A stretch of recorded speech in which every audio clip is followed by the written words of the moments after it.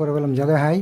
उसके बाद रीढ़ का हड्डी के जो है इधर का गर्दन पे ये तकलीफ है ज़्यादा। और उसकी वजह से कमर में भी थोड़ा है, राइट साइड पे घुटने में भी दर्द थोड़ा ठीक हुआ। और ये शोल्डर में भी जो भी था बहुत ठीक हुआ। हाँ, हाथ उठा नहीं सकता था इतना, लेकिन अभी बहुत उठ रहा है मेरे को हाथ।